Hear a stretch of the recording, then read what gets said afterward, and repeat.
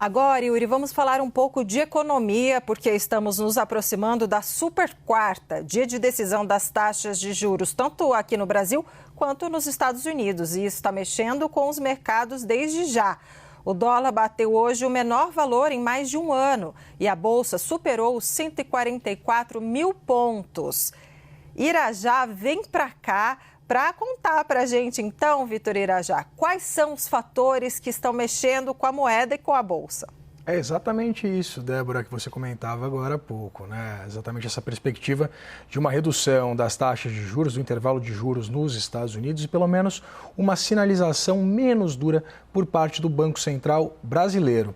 A expectativa do mercado é exatamente dessa revisão, de pelo menos 0,25 ponto percentual nesse intervalo de juros por parte do Federal Reserve.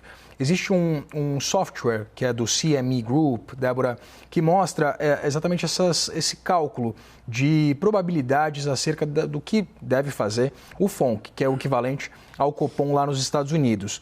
Hoje, essa métrica aponta para uma probabilidade de 94% de revisão dos juros para o intervalo entre 4% e 4,25% e de 6% para uma redução ainda maior dos juros por lá, para o patamar entre 3,75% e 4% ao ano. E aí, o que acontece? Quando esses títulos do Tesouro americanos eles ficam menos atrativos para os investidores, mais dólares entram em mercados emergentes. É o caso, por exemplo, do Brasil, a gente pagando um prêmio de risco, um juro elevadíssimo, né, com a Selic a 15%. Então, entra a moeda norte-americana aqui e hoje a gente acompanha exatamente esse bom comportamento tanto do Ibovespa quanto também o dólar, né, alcançando patamares, Débora e Yuri, que a gente não via desde junho do ano passado. A moeda norte-americana, nesse momento, olha, em queda de 0,72%, valendo R$ 5,31, exatamente por essa expectativa de uma confirmação desse início de um ciclo de corte de juros nos Estados Unidos e, evidentemente, também algum tipo de comunicação mais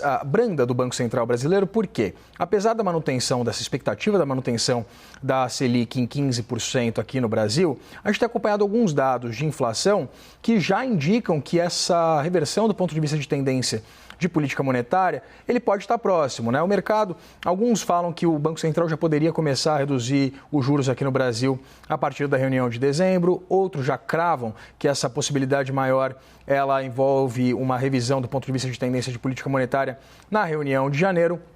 Fato é que esse diferencial de juros, inclusive, ele torna os mercados brasileiros muito mais atrativos, evidentemente trazendo capital estrangeiro para cá, exatamente por esse nível elevado de prêmio de risco aqui no Brasil. Nos Estados Unidos, esse corte de juros ele é dado como certo por parte do mercado, principalmente depois de a inflação para o consumidor vir acima das expectativas. Tinha aqui o índice de preço ao consumidor subindo 0,4% no mês de agosto, né? No acumulado de 12 meses esse índice está em 2,7% acima dos 2% definido como meta de inflação nos Estados Unidos. E o payroll, que foi publicado também há pouquíssimo tempo, trazendo os indicadores de emprego nos Estados Unidos, mostraram um nível de criação de emprego muito abaixo do esperado pelo mercado. Só para a gente ter uma noção, o mercado precificava uma criação de 75 mil novas vagas de emprego no mês de agosto.